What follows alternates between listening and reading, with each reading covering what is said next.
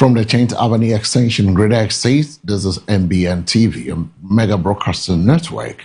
And it's coming your way with this morning's Mega News at 6. The news is also live across all our social media handles on MBN 360, Facebook, YouTube, and X. My name is El Samuels. First, the headlines. Government secures scholarships for over 30 health tutors for PhD studies. In business, government considers restoring 20% VAT exemption on locally assembled vehicles. And on the international front, British Airways pilots jailed in the UK for raping a 12-year-old girl.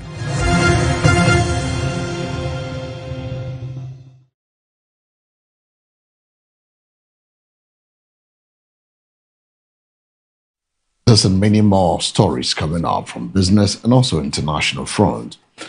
Cabinet has directed the Attorney General Dominic Ayine to draft a new bill aimed at strengthening the protection of state assets. President John Dramani Mahama, speaking at the Ghana Civil Society Forum 2026, said Cabinet had approved the initiation of the State Assets Protection Bill. The proposed legislation is expected to safeguard public property and improve accountability in the management of state resources. I'm also happy to announce to you that yesterday, the Cabinet took a decision directing the Attorney General to draft a bill for the protection of state assets. It's called the State Assets Protection Bill. It shows that the guidelines under which any state assets can be disposed of, including lands, buildings, state assets, factories, industries, so that no government just capriciously dispose of state assets, he said. He also announced that the Cabinet has approved the National Ethics and Anti-Corruption Plan 2026 to 2030, a policy framework designed to guide efforts and strengthen the fight against corruption over the next 5 years. According to the President, the approval of the anti-corruption plan demonstrates that the government's commitment to deepening transparency and rebuilding public trust. The Cabinet took a decision directing the Attorney General to draft a bill for the protection of state assets. It's called the State Assets Protection Bill. It shows the guidelines under which any state asset can be disposed, including lands, buildings, state assets, factories, industries, so that no government just capriciously disposes of state assets.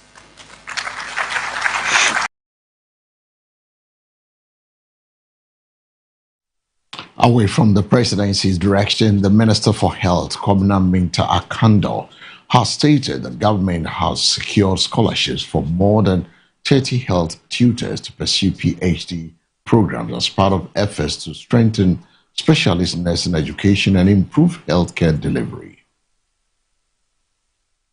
He announced this at a joint matriculation ceremony for specialized nursing students on Thursday, June 25th. Akandoh said the initiative is aimed at building the capacity of health tutors to train more specialist nurses needed to address critical gaps in the health sector. He noted that the evolving healthcare landscape, driven by advances in medicine, technology, and changing diseases partners, required highly skilled professionals. Our vision is to produce additional nurse specialists to fill the critical gaps within our healthcare system locally and also support the government's managed migration policy, he said.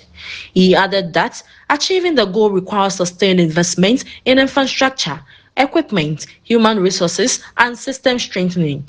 According to him, the scholarships form part of broader reforms, including the transition to competence-based nursing curricula designed to enhance the quality of health training in the country. With the reduction of competency-based curricula for nursing education, we have secured over 30 scholarships for health tutors to pursue PhD programs, he added. The largest segment of the health workforce and are often the first and most consistent points of contact for patients and families. For this reason, the government of Ghana through the Ministry of Health places high priority on nursing and midwifery education and the development of specialist nurses who can provide advanced care across all levels. Advances in medicine, technology, as disease patterns demand specialized knowledge and skills. Our vision is to produce additional nurses, specialists to fill the critical gaps within our healthcare system locally and also to support the managed migration policy of the government. Achieving this requires investment in infrastructure. We have upgraded 4 nursing training colleges such as the Kumasi, LMTC, Kolebu, LMTC, ENT School in Kumasi, and LMTC Tamale.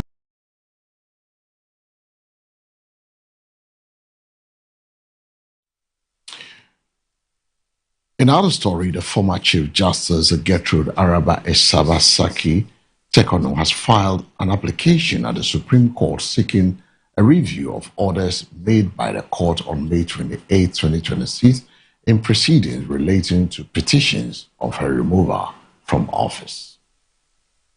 In a motion on notice filed pursuant to Article 133 of the 1992 Constitution and Rules 54, 55, and 56 of the Supreme Court Rules, Justice Tokono is asking the Absent Court to review its ruling delivered on May 28, 2026, following a consolidation of 2 related actions before the court. The application is supported by an affidavit in which Justice Tokono urged that the orders made by the court on that date result in a miscarriage of justice and denied her the constitutional right to be heard. According to the affidavit, the court had noted during case management proceeding that there was no legal representation for her in the case. She was represented by Crawford Dubois after he filed a notice withdrawing his presentation. The court also recorded that, absent of the Attorney General, who is a defendant in both suits, Justice Tokono contends that, despite the court's observation that it could not be presumed she had been notified by her lawyer of the withdrawal, the court proceeded to make a series of subsequent orders. These included proceedings with the hearing and determination of the action, adopting memoranda of issues filed in both suits, consolidating the 2 actions, and adjourning the consolidated matter for judgment. She urged that these orders, taken together, constitute exceptional circumstances warning review by the court. The affidavit further alleged that the court's directive that she be served with the proceedings of May 28, 2026 and related notices was not complied with. According to the filing, the registrar instead served the office of a lawyer in a separated suit on June 12, 2026. Justice Tokono states that the lawyer, Kwabena Edukisi, was outside the jurisdiction at the time of service. She further claims that subsequent searches at the court registry revealed that the registrar had obtained an ex parte order authorizing service on the lawyer rather than her personally. And from the motion filed by the former Chief Justice, we move straight to the business desk, where government is considering restoring the value-added tax VAT exemption on locally assembled vehicles. The review follows concerns from vehicle assemblers that the removal of the tax incentive has slowed production and threatens investment in the automotive industry.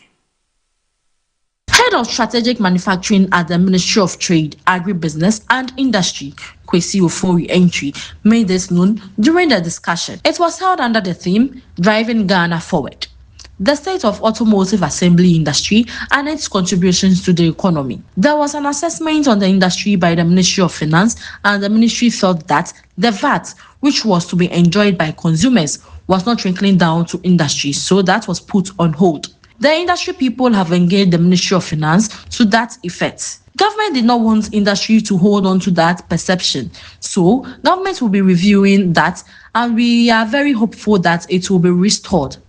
Industry players have said that the introduction of a 20% VAT on locally assembled vehicles has reduced their competitiveness related to imported vehicles. For these assemblies, maintaining the tax would force local assemblies to scale back operations and place hundreds of skilled engineers and technical jobs at risk. They have also urged that the tax undermines the broader objectives of Ghana's automotive development policy. On the international front, a British Airways pilot has been jailed for 8 years and 4 months by the Liverpool Crown Court for raping a 12-year-old girl in Met on Instagram. Kwame Yeboah, 30, Fed made contact with the child in late 2025. She initially told him she was 17 and he traveled from his home in Reading, Itwewa, Merseyside, in February. The Crown Prosecution Service said it would have been obvious to Yeboah, a UK national and British Airways employee, that the victim was a very young child. Yeboah pleaded guilty to rape and sexual assault and was sentenced to 8 years and 4 months in jail and also given a 15-year restraining order. Yeboah had been working for British Airways since 2023 as a first officer, according to his LinkedIn profile. He also spent more than 17 years playing basketball and refereeing a basketball in England after he first messaged the victim. The court heard Yeboah sends the girl intimate pictures of himself and the conversations became increasingly sexual. He called her about twice a week, making her believe she was important to him and that he cared about her.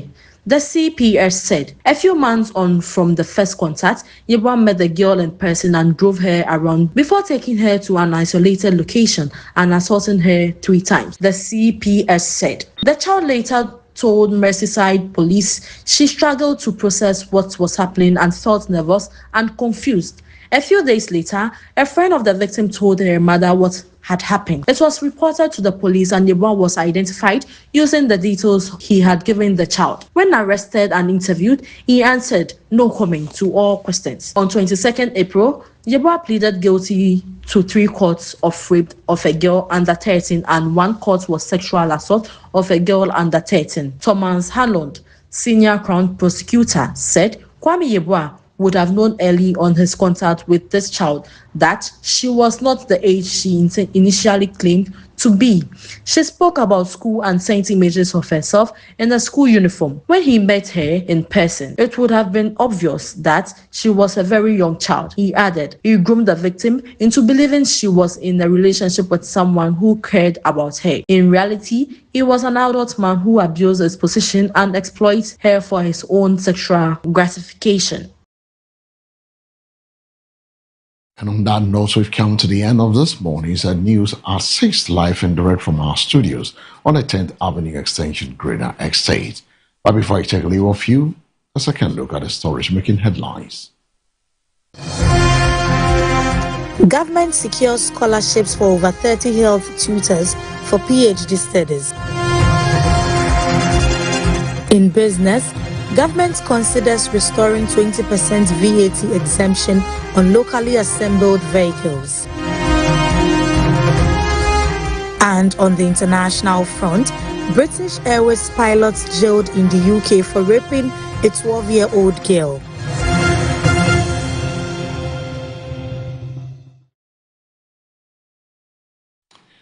For more news, log on to MBN 360. My name is El Samuels. Up next is a sports update. Good morning.